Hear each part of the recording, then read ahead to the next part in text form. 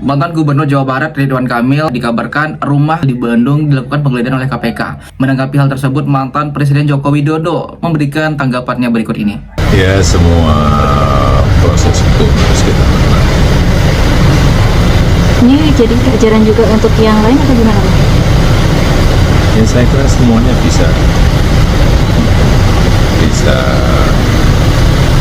belajar dari semua kasus-kasus hukum yang ada. Kalau melihat sosok Pak Ridwan Kamil, Pak, selama menjabat itu apakah ada kemungkinan seperti itu? Ya, saya tidak tahu. Kaget nggak, Pak, dengar pertama kali kabar? Sangat kaget. Dan juga begini kata Ketua KPK saat diwawancarai mengenai kasus korupsi terhadap Bank BJB. Gitu yang disampaikan gitu. Kalau Pak RK sendiri, Pak RK pemanggilan Pak? diperiksa kapan? Periksa Pak. Akan dipanggil? Nanti pasti ya saya kembalikan kepada penyidik lah itu urusan teknis seperti itu, penyidik, direktur penyidikan, Kasatgas yang akan menentukan sesuai dengan tuntutan kita. Tapi statusnya apa sekarang nih Pak RK? Saksi seperti itu. Gitu. Pak, benar nggak sih Pak modus dari kasus Bank BJB itu tuh melalui iklan BJB pakai agensi terus kickback lagi ke? Ya diduga seperti itu. Ya, diduga seperti itulah ya. Selain itu juga ada beberapa tanggapan banyak dari masyarakat Indonesia dan juga konten kreator. KPK ya kita serahkan sepenuhnya pada Tapi antisipasi ke depan supaya Direksi BJB.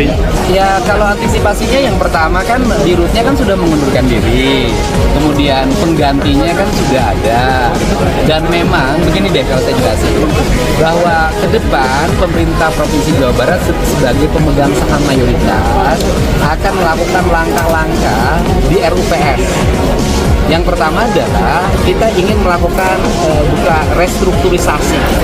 Restrukturisasinya bukan hanya pada orang yang menjabat, tetapi juga pada struktur jabatannya atau yang disebut dengan perubahan SOTK-nya. Dan kemudian perubahan SOTK ini akan diarahkan pada SOTK BJB yang sangat ramping. Misalnya saya berikan contoh, dirut misalnya, direktur cukup 3, satu dirut 2, komisaris cukup 3.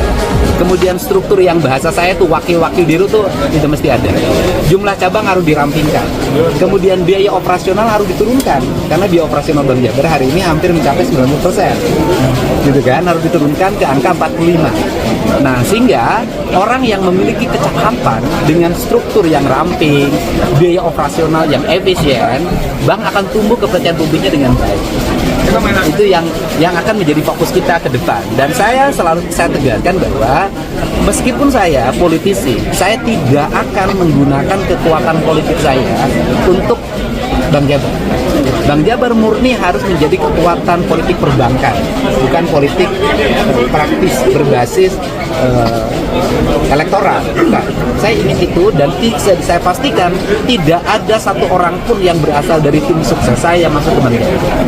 Pasti orang-orang profesional. Kemarin ada yang bilang Pak Prabowo tuh cuma berani nangkep para koruptor yang berlawanan sama dia. Tapi faktanya yang satu kolom juga kena tuh. Yang terbaru ada rumahnya Ridwan Kamil tuh yang digeledah sama KPK karena adanya dugaan kasus korupsi di Bank BJB. Jadi ya menurut gue penanganan korupsi di Kabinet Merah Putih itu fine-fine aja, bagus-bagus aja. Jadi kalau ada yang bilang tebang pilih ya tinggal tunggu waktunya aja kalau menurut gue. Karena yang menurut gue nangkap koruptor itu juga harus pakai strategi, jadi nggak sembarangan. Intinya adalah para koruptor-koruptor kelas kakap juga udah kena lah. Yang menurut gue itu hampir mustahil dilakuin di era-era sebelum kepemimpinannya Pak Prabowo. Jadi ya buat netizen ya sabar-sabar. Apalagi karena kegarangan presiden dalam memberantas korupsi, ada isu Presiden Prabowo tuh mau digulingkan sama para naga-naga. Kalau gue sih doain yang terbaik aja lah, semoga nggak terjadi apa-apa sama Pak Prabowo. Apalagi niatnya baik gitu ya untuk memberantas para koruptor.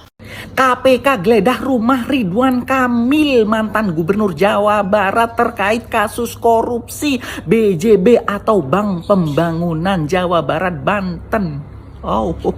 Hah? Masa sih Kang Emil ini korupsi?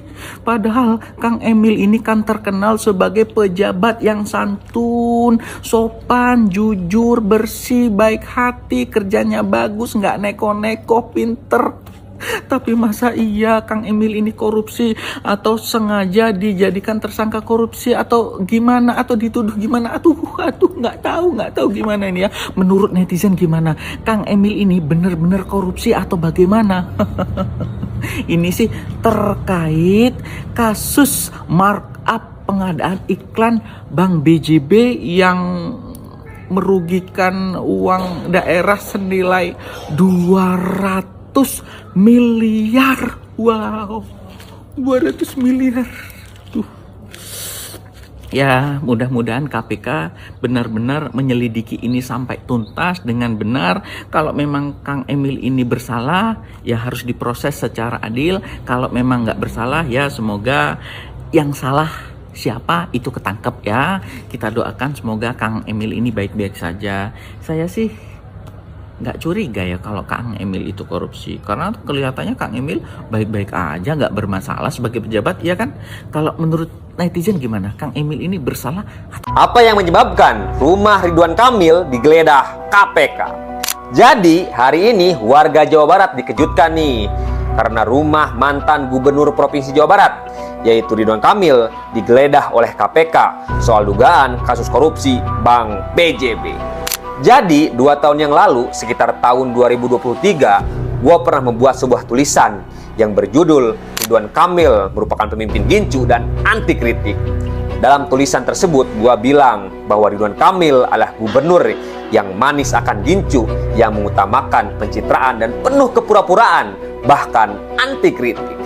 Bukti Ridwan Kamil merupakan pemimpin gincu dan koruptor ini dimulai dari kasus BCCF. Jadi, kasus BCCF ini merupakan penyelewengan dana hibah yang diterima Bandung Creative City Forum atau BCCF pada tahun 2022 sebesar 1,3 miliar. Saat itu, Ridwan Kamil merupakan ketua BCCF. Nah, selain itu, bukti Ridwan Kamil merupakan pemimpin gincu adalah kemangkrakan yang dibuat oleh Ridwan Kamil. Bahkan pembangunan Masjid Raya Al-Jabar yang mewariskan hutan. Pembangunan Masjid Raya Al-Jabar ini menghabiskan anggaran sampai 1,2 triliun dan sisa anggarannya ini berhutang kepada Pemulihan Ekonomi Nasional atau PEN. Dan sampai saat ini hutang Pemprov Jabar kepada PEN masih sisa sekitar 207 miliar dan setiap tahun Pemprov Jabar harus menyicil kepada PEN sekitar 500 miliar. Dan hari ini kita masih mempertanyakan penggunaan anggaran Pemulihan Ekonomi Nasional yang dipergunakan untuk pembangunan Masjid Raya Al-Jabar apakah berpengaruh terhadap pemulihan ekonomi pasca pandemi atau hanya sebatas gincu Ridwan Kamil saja. Kemudian kemangkrakan memang kayaknya sudah mendarah daging dalam diri Ridwan Kamil, dimulai pada saat dia menjabat sebagai wali kota Bandung sampai menjadi gubernur Provinsi Jawa Barat. Kemangkrakan tersebut dimulai diantaranya itu teras Ciamplas di kota Bandung, kemudian jembatan Sonongkopo di Pangandaran, kemudian underpass Cibiru yang hanya wacana. Belum lagi program-programnya seperti program petani milenial yang pesertanya sampai merugi bahkan sampai berhutang. Jadi kemangkrakan ini merupakan bukti dugaan korupsi Ridwan Kamil. Jadi dari runtutan yang udah gue jelasin tadi nih, ini merupakan bukti adanya dugaan kasus korupsi yang melibatkan Ridwan Kamil. Dimulai dari kasus BCCF. Korupsi itu kayaknya udah mendarah daging banget nih dalam diri Ridwan Kamil. Cuman ya karena kasih sayang dada rosada aja, Ridwan Kamil tidak dipenjara. Jadi menurut kalian gimana nih guys terkait soal Ridwan Kamil yang hari ini diduga terlibat dalam kasus korupsi Bank BJB? Kemudian dari runtutan-runtutan yang udah gue jelasin tadi nih.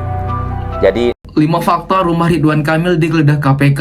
Nomor 2, respon RK dan 3 reaksi Golkar.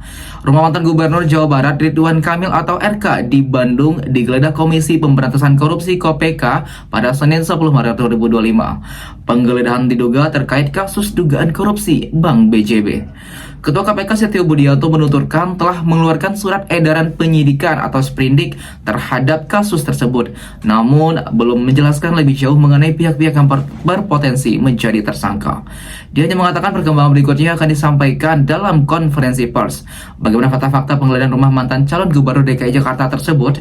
Yang pertama dibenarkan KPK, di mana KPK menggeledah rumah Ridwan Kamil di Bandung Senin 10 Maret 2025. Lembaga anti rasuah itu juga mengkonfirmasi penggeledahan rumah RK terkait kasus dugaan korupsi BJB.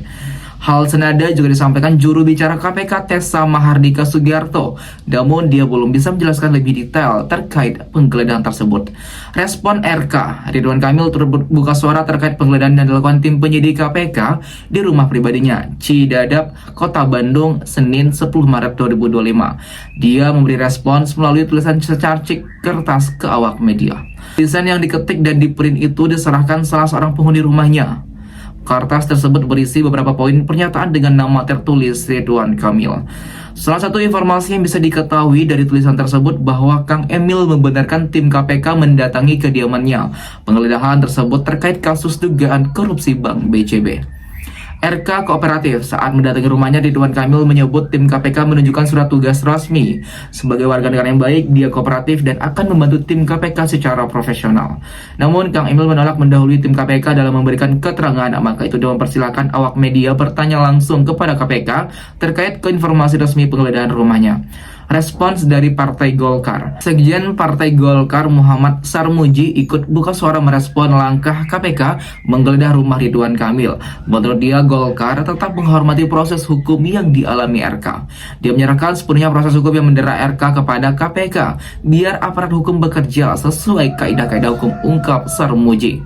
Aktivitas rumah RK sepi usai penggeledahan, di mana aktivitas rumah Ridwan Kamil terpantau sepi setelah penggeledahan oleh KPK. Hanya terdapat beberapa mobil dan sepeda motor yang terparkir. Selain itu juga dilihat beberapa pengendara ojek online yang mengantarkan makanan ke rumah Ridwan Kamil. Salah seorang penghuni memberikan sejumlah makanan takjil untuk awak media yang hendak berbuka puasa.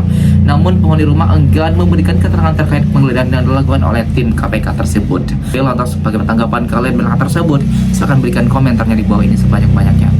Kami dari Biasa TV mengucapkan terima kasih dan sampai jumpa.